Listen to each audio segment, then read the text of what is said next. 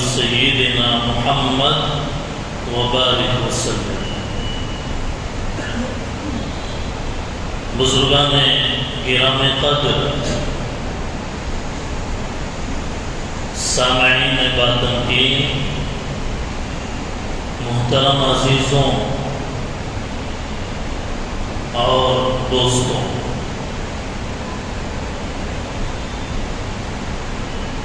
آج محرم الحرام کی 9 تاریخ ہے۔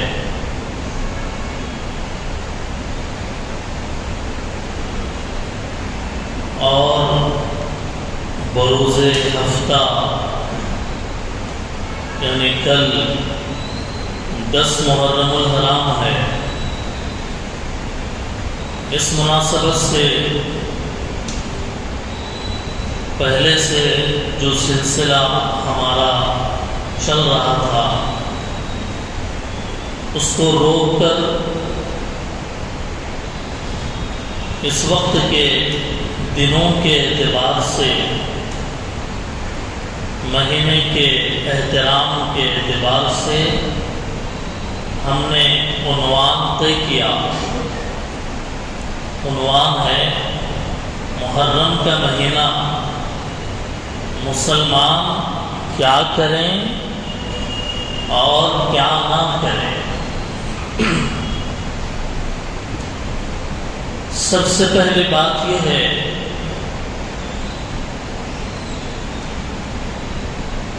کہ ہم جس مذہب کے ماننے والے ہیں، مذہب اسلام، اتنا پیارا مبارک مذہب ہے کہ جس میں قدم قدم پر رہنمائی ہے۔ اسلام میں مکمل رہنمائی ہے۔ انسان کے پیدائش سے لے کر موت تک کب کیا کریں کیا نہ کریں، مکمل گائیڈنس ہے، مکمل رہبری ہے۔ دوسرے مذہب والوں کی طرح نہیں، کافروں مشرکوں کے مذہب والوں کی طرح نہیں کہ ان کے مذہب کی کتابوں میں وہ زندگی کیسے گزاریں A to Z کچھ نہیں ہے۔ وہاں صرف بتوں کے سامنے ماتھا ٹیکنا، ان کے معبودوں کے عجیب و غریب کہانیوں سے ان کی کتابیں بھری ہوئی ہیں۔ اسلام جسے کہا جاتا ہے، مسلمان جسے کہتے ہیں، اس کے پاس ورثہ ہے۔ باپ دادا کا خزانہ پوتوں کو، پڑ پوتروں کو ملے تو وہ کہتا پھرتا ہے ارے باپ دادا کا خزانہ ہے، خاندانی نواب ہیں ہم، کہتا ہے وہ۔ بالکل ایسے ہی میرے بھائیوں، ہمارے نمازیں، ہمارے روزے، ہماری عبادتیں، ہمارے زندگی گزارنے کا طریقہ، ہمارے معاشرت کا انداز، شادی، بیاہ، عقیقہ، ختنہ، جنازہ، یہ سارے جتنے انسانی زندگی کے روٹین کے کام ہیں، اس میں سب سے پہلے ذہن میں یہ بات رکھیں، قرآن حدیث میں مکمل رہنمائی ہے۔ اس حد تک مکمل رہنمائی کہ اگر کوئی آدمی کوئی ایسا کام کرے گا کہ جو اس کے سمجھ میں آیا کہ یہ کام مجھے کرنا چاہیے، نماز کا، روزے کا، زکات کا، حج کا، ڈنکے کی چوٹ یہ کہا جا سکتا ہے کہ اگر اس کا یہ کام، اگر اس کا یہ عمل قرآن حدیث میں ہے تو دین کے مطابق ہے، اور اگر وہ کام، وہ رسم، وہ عمل اگر قرآن میں یا حدیث میں اس کا ذکر نہیں ملتا تو پھر میرے بھائی وہ دین ہو ہی نہیں سکتا۔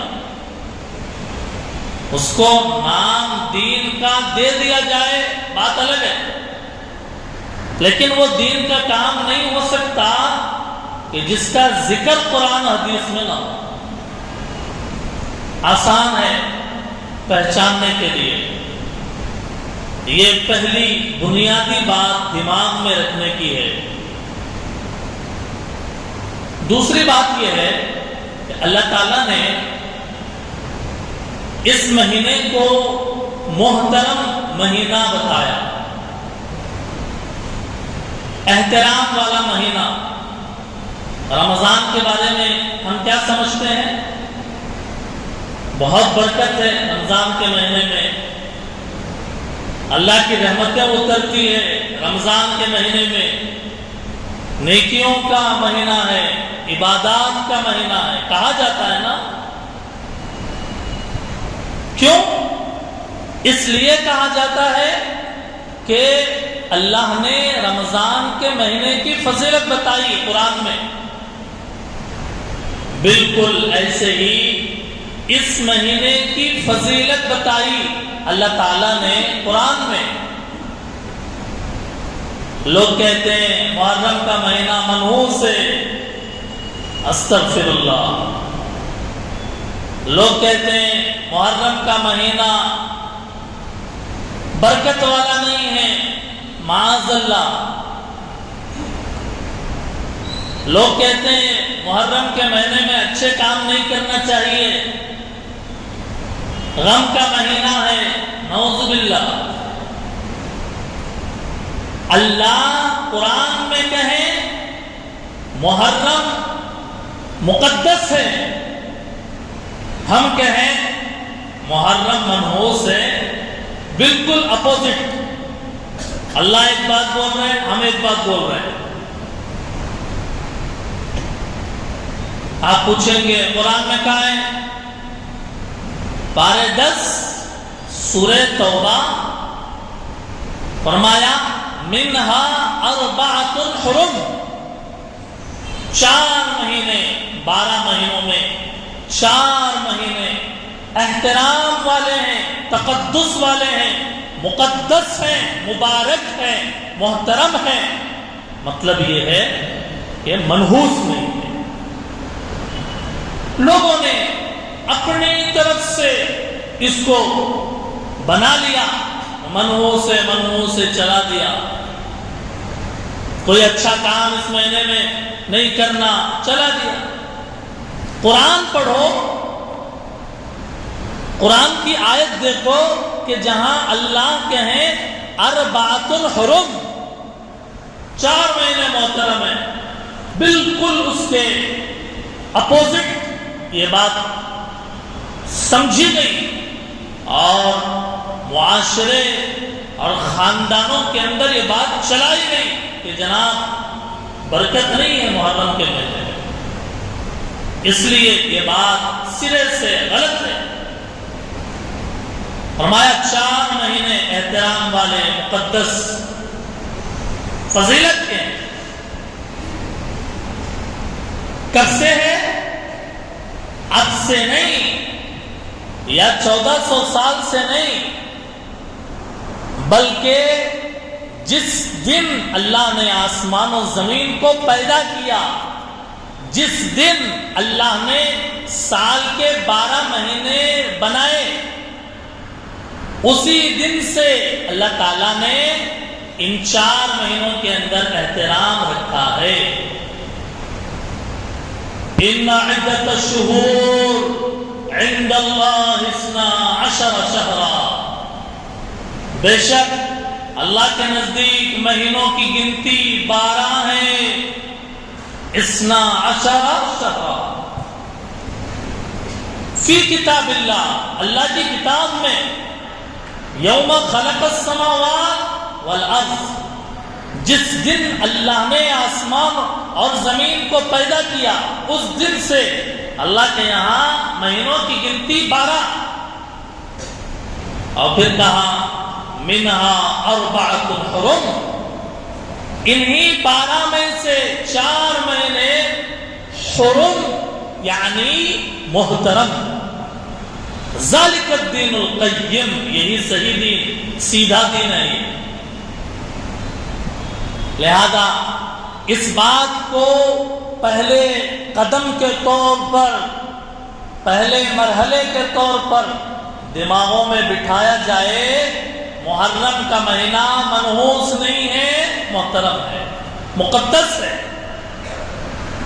اسی لیے مسلم شریف کی روایت میں ہے کہ آقا مدنی صلی اللہ علیہ وسلم نے فرمایا کہ رمضان کے روزے رکھنے کے بعد اگر تم کسی اور مہینے میں روزہ رکھنا چاہ رہے ہو تو فرمایا کہ وہ محرم کے مہینے میں روزہ رکھا کرو۔ افضل الصیام بعد رمضان شہر اللہ المحرم، افضل الصیام، بہترین فضیلت والے دن روزہ رکھنے کے لیے افضل دن، فرمایا اللہ کا مہینہ محرم ہے۔ اس مہینے کی نسبت اللہ نے اپنی طرف فرمائی کہ یہ اللہ کا مہینہ ہے، جیسے قرآن کی نسبت اللہ نے اپنی طرف فرمائی کہ یہ میری کتاب ہے، قرآن میری کتاب ہے۔ جیسے اللہ تعالیٰ نے خانہ کعبہ بیت اللہ کے بارے میں کہا یہ میرا گھر ہے، وہی اینٹوں سے، وہی سیمنٹ اور گارے سے بنا ہوا وہ عمارت پہ ڈھانچہ ہے، لیکن نسبت جب ہو جاتی ہے اس نسبت کی وجہ سے اس کے اندر فضیلت آتی ہے۔ ایک پتھر، سنگ مرمر کا پتھر باہر کسی دکان پہ رکھا ہوا ہے، اس کی کوئی فضیلت نہیں ہے، کوئی اس کی اہمیت نہیں ہے۔ اسی پتھر کو سنگ مرمر کے خرید کے لا کر مسجد میں ایک جگہ لگا دیا گیا، اب کہا جاتا ہے یہ پتھر مسجد کا پتھر ہو گیا، اس کی نسبت مسجد سے جڑ گئی، اب اس کا احترام ضروری ہے، اس پر تھوکنا صحیح نہیں ہے، اس پر گندگی کرنا صحیح نہیں ہے۔ کیوں؟ اس لیے کہ اس کی نسبت جڑ گئی۔ ایسے ہی ان دنوں کی نسبت، محرم کے مہینے کی نسبت اللہ تعالی سے جڑ گئی، کیونکہ اللہ نے اپنے نبی کے زبان سے یہ بات ارشاد فرمائی کہ محرم کا مہینہ اللہ کا ہے، شہر اللہ، اس لیے روزہ رکھنا ہے تو اس مہینے میں کثرت سے روزہ رکھا کرو۔ آرڈر اور بالکل ریفرنس کی بات یہ ہے کہ محرم کے مہینے میں کسی بھی دن آپ روزہ رکھ سکتے ہیں، ایک محرم سے لے کر ختم ہونے تک کسی بھی دن آپ روزہ رکھ سکتے ہیں، فضیلت ہے۔ البتہ اللہ کے نبی صلی اللہ علیہ وسلم کے رہنمائی یہ ہے کہ پورا مہینہ روزہ رکھنا نہیں رکھنا تمہارے اختیار کی بات ہے، لیکن میری سنت یہ ہے کہ محرم کے 10 تاریخ کو روزہ رکھا جائے،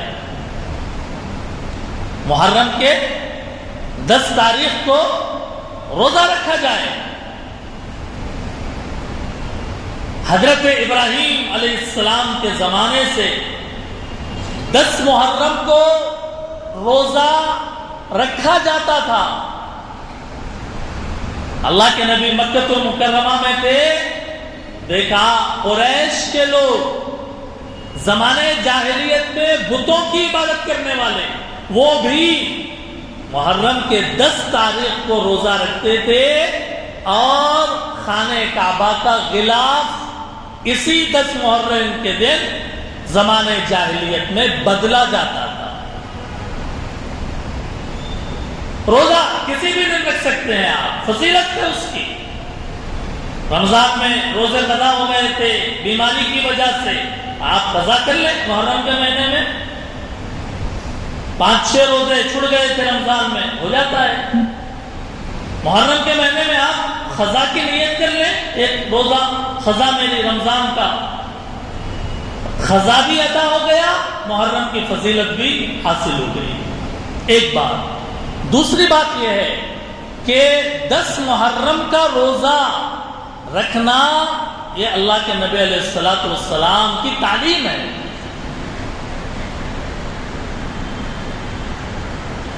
اور پھر فرمایا کہ 10 محرم کے روزے کے ساتھ ایک اور روزہ ملا لیا جائے. اللہ کے نبی نے فرمایا کہ آئندہ سال اگر میری زندگی رہی، اللہ نے اگر آئندہ سال کا محرم ہمیں عطا کیا تو میں 10 محرم کے ساتھ 9 محرم کا بھی روزہ رکھوں گا. مسلم شریف، بخاری شریف، دونوں میں یہ روایت ہے. پتہ یہ چلا کہ صرف 10 محرم کا روزہ نہیں رکھنا ہے. اللہ کے نبی نے فرمایا کہ زندگی نے وفا کیا تو میں 9 کا بھی رکھوں گا، 10 کا بھی رکھوں گا. 2 روزے رکھنا ہے اور یہ متعین ہے.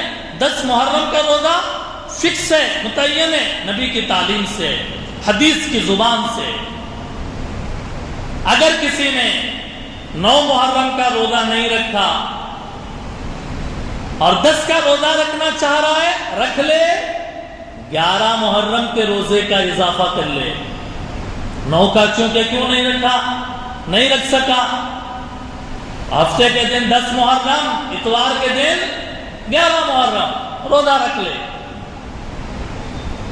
فضیلت کیا ہے؟ اللہ کے نبی نے فرمایا، حدیث کے الفاظ ہیں، احتسب علی اللہ، میں امید رکھتا ہوں اللہ سے، ان یکفر السنۃ التی قبلہ، فرمایا کہ میں امید رکھتا ہوں اللہ سے کہ اللہ اس روزے کی وجہ سے میرے گزشتہ سال کے گناہ معاف فرما دیں گے. جہاں جہاں یہ بات آتی ہے اللہ اس عمل کی وجہ سے گناہ معاف کر دیتے ہیں، اس دعا کی وجہ سے اللہ گناہ معاف کر دیتے ہیں، اس روزے کی وجہ سے اللہ گناہ معاف فرماتے ہیں، وہاں گناہ سے صغیرہ گناہ مراد ہے.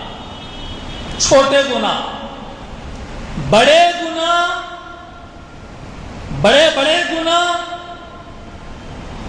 جیسے غیبت، چغلی، زنا، شراب نوشی، گالی دینا، والدین کی نافرمانی، بڑے جو گناہ ہیں وہ ایسے اعمال سے معاف نہیں ہوتے. پھر کیسے معاف ہوتے ہیں بڑے گناہ؟ بڑے گناہ کی معافی کے لیے ضروری ہے کہ آدمی سچی پکی توبہ کرے. اے اللہ میں نے شراب پی لیا، بہت بڑا گناہ کیا ہے، معاف فرمائیے. دل سے پکا ارادہ کرے اور اللہ سے معافی مانگے، گناہ معاف. زنا کر لیا، اے اللہ نفس کے غلبے میں غلط راستے پر جا کر میں نے، مجھ سے غلطی ہو گئی، معاف فرمائیے. سچے دل سے مانگے گا اللہ اس غلطی کو معاف فرمائے. کچھ گناہ ایسے ہیں جو توبے سے بھی معاف نہیں ہوتے. آپ چونکیں گے وہ کون سے گناہ ہیں؟ ہر گناہ کی تو معافی ہے. پھر وہ کون سے گناہ ہیں کہ جو توبہ سے بھی معاف نہیں ہوتے؟ فرمایا دوسرے کا حق مارا ہو، دوسرے کی جائیداد ہڑپ لی ہو، دوسرے کا مال چرایا، حقوق العباد، بندوں کے حقوق اگر پامال کیا، والدین کا دل دکایا. بات سمجھ میں آ رہی ہے؟ دوسروں کے جو حقوق ہیں بندوں کے، مسجد میں بیٹھا ہے، نمازی ہے، روزہ ہے، جائے عمرہ ہے تو عمرہ کیا ہوا ہے، اللہ سے معافی مانگ رہا ہے، استغفار کر رہا ہے، ذاکر ہے، صائم ہے، تہجد گزار ہے، لیکن بہنوں کی جائیداد ہڑپ کر کے بیٹھا ہوا ہے، وراثت میں ان کو ان کا حق نہیں دیا، دوسرے کی زمین پہ ہاتھ ڈال کے بیٹھا ہوا ہے، یہ زمین میری ہے، حالانکہ تیری نہیں ہے، دوسرے کی ہے، لیکن ہاتھ ڈال کے بیٹھا ہوا ہے اور مسجد میں بیٹھ کے اللہ اللہ کر رہا ہے. جب تک دوسروں کو ان کا حق نہیں دیا جائے گا تو اس وقت تک اس کا یہ گناہ معاف نہیں ہوگا. بات کھلتی جا رہی ہے. دوسرے کی غیبت کیا.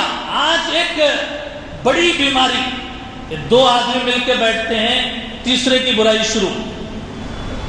چار آدمی مل کے بیٹھتے ہیں، دوسرے کی برائی شروع. اس کے بارے میں، اس کے بارے میں، اس کے بارے میں، انہیں ایسا، انہیں ایسا، انہیں ایسا کرا، انہیں ایسا کرا. وہ سٹوری معلوم ہے کیا؟ انہیں کیا ہے کہ معلوم ہے کیا؟ سنو میں بولتا ہوں بول کے 2 گھنٹے ایک ریل شروع ہو جاتی ہے. غیبت جس کو گناہ نہیں سمجھا جا رہا. نمازیوں کی محفلیں، دیندار سمجھے جانے والے لوگوں کی زبانیں غیبت کے گناہ سے بری طرح متاثر ہیں. سامنے میٹھا میٹھا، پیچھے کڑوا کڑوا. سامنے گلاب جامن سے زیادہ چہرے پہ مسکراہٹ اور میٹھی بول. سبحان اللہ. دیکھیں تو کہیں کہ ان کی زبان سے تو پھول جڑتے ہیں، ایسی باتیں کرتے ہیں. پیچھے جائیں ایسا زہر اگلتے ہیں، ناک کا زہر بھی کام نہیں کرتا، اتنا زہریلا دل کے اندر چھپا ہوا ہوتا ہے. یہ دوہری رنگت، دوہراپن، یہ دوہرا رویہ ایک مومن کا، سچے مومن کا نہیں ہو سکتا، سچے نمازی کا نہیں ہو سکتا.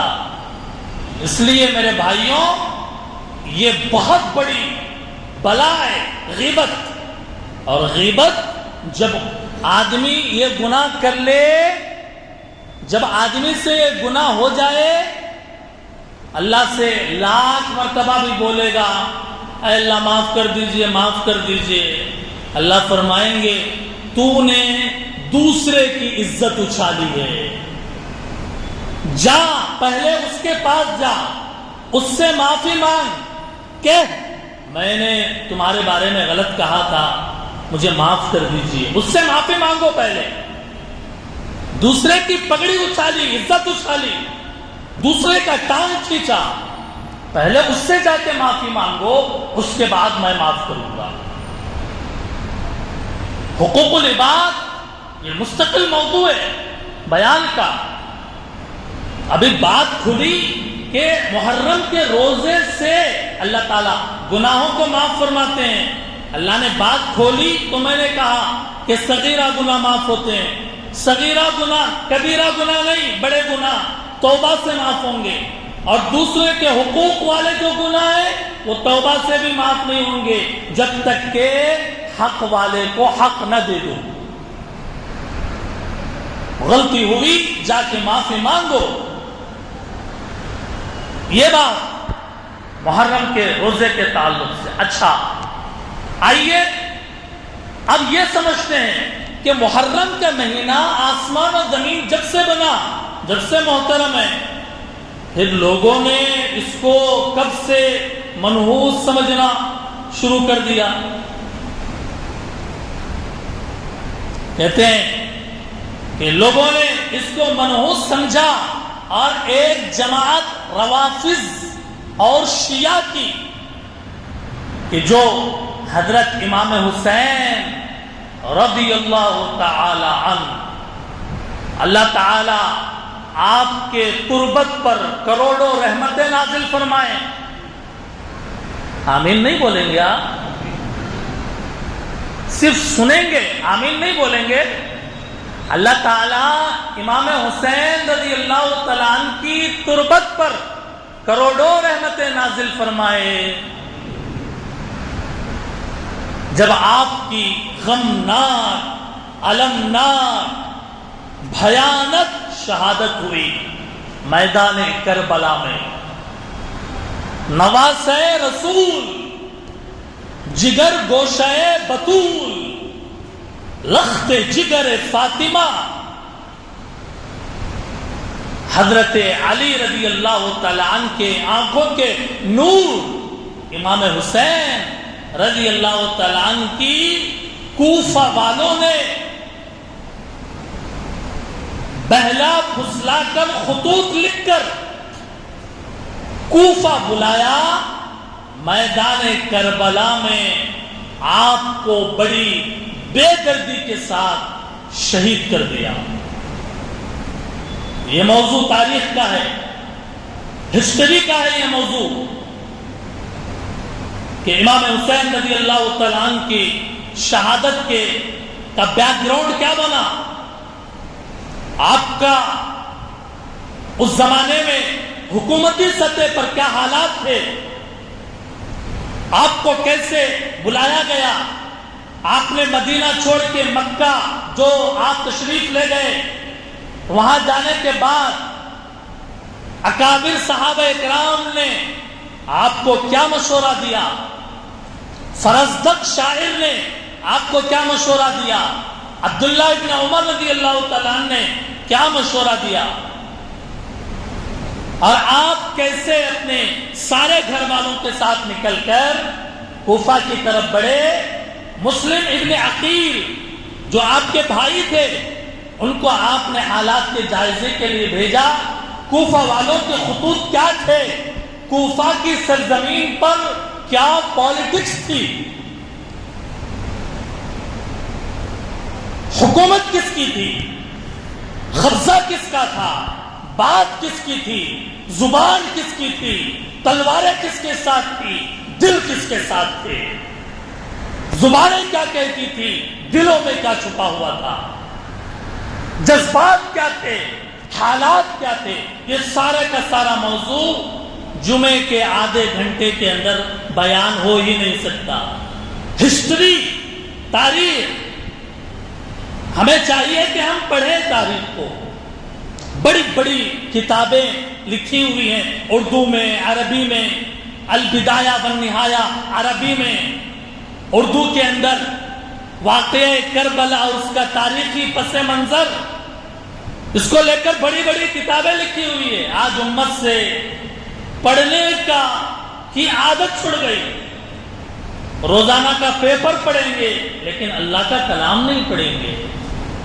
روزانہ کا پیپر کا ناغہ نہیں ہوگا لیکن اسلامی نالج، اسلامی ایجوکیشن، اسلامی بیداری اور تاریخ کو پڑھنا مشکل ہے. کیا بتائیں بھائیوں، کیا بتائیں. اگر بات جب نکلتی ہے، ہر لفظ ایک مستقل ہیڈنگ ہے، ہر عنوان ہے ایک، کہ امت مسلمہ کا دامن آج اسلامی تاریخ سے خالی ہے. صرف لوگوں نے سننا جانا، پڑھنا چھوڑ دیا. اور سننا بھی کچے کانوں سے کوئی بات سن لی، سمجھ لیا. علماء سے گہرے روابط ختم، قرآن سے گہرے رشتے ختم، احادیث سے گہرا رشتہ ختم، اسلامی تاریخ سے تعلق ختم. پھر چلیں گی وہی ہوائیں رسوم کی، چلیں گی وہی ہوائیں بدعات کی، چلیں گی وہی ہوائیں خرافات کی، چلیں گی وہی ہوائیں کہ جس کو چلایا ہے یہود بہبود نے۔ محرم الحرام کے موضوع پر آج بیان ہو رہا، 12:50 پر بات شروع ہوئی۔ عظمت دیکھیے 9 محرم کی کہ جب بیان شروع ہوا 2 صف اور تیسری صف کے اندر لوگ آ رہے ہیں، جب بیان ختم ہو رہا 12:26 ہو رہے، اب پیچھے کی صفیں بھرنا۔ یہ ہے ہمارا شوق سننے کا، پڑھنے کا اور اسلامی تاریخ کو جاننے کا۔ میں اپنی بات ابھی مکمل نہیں کر پایا، اپنی بات کا ایک 10% حصہ آپ کے سامنے بیان کر پایا ہوں، 90% بات باقی رہ گئی۔ لوگوں کو 25 سے 26 منٹ پسند نہیں ہے، کہتے ہیں وقت زیادہ ہو گیا۔ اب میری زبان کیسے چلے، تاریخ کے پنے کیسے کھولے، کیسے وہ یہود کی مخالفت کو بیان کیا جائے جو اللہ کے نبی صلی اللہ علیہ وسلم نے بیان فرمایا کہ تم روزہ رکھو، یہودیوں کی طرح مت رکھو۔ عبادات میں، نمازوں میں بھی اللہ کے نبی فرماتے ہیں کہ تمہارا عمل یہودیوں کے مشابہ نہیں ہونا چاہیے۔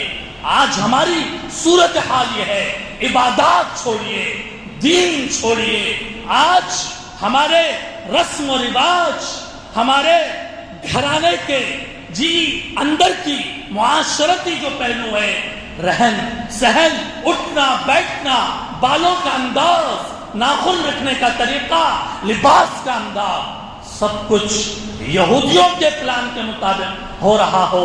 روئے تو کس کو روئیں، بتائے تو کس کو بتائیں؟ کیا اس نبی کو بتائیں جس نبی نے کہا روزے میں بھی تم یہودیوں کی موافقت مت کرو، یہودی ایک رکھتے ہیں تم 2 رکھو۔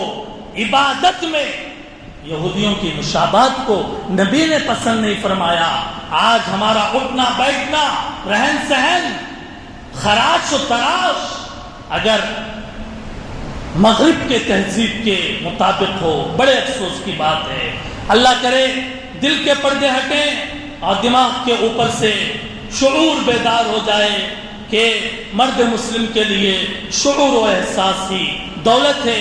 میں اپنی بات مکمل کرتا ہوں اس دعا کے ساتھ کہ اللہ تعالی ہم سب کو اس ماہ مبارک کا احترام کرنے کی توفیق عطا فرمائے، اور اس احترام والے مہینے کے احترام کے ساتھ شریعت کو سمجھنے کی، جاننے کی، اور جو غلط چیزیں ہیں کہ جو زمانے سے چلی آئی ہیں لیکن اس کا ذکر کتابوں میں نہیں، احادیث میں نہیں، جبکہ یہی سرمایہ ہے امت کے کامیابی کا۔ اللہ عقل سلیم، فہم مستقیم نصیب فرمائے۔ وآخر دعوانا ان الحمد للہ رب العالمین۔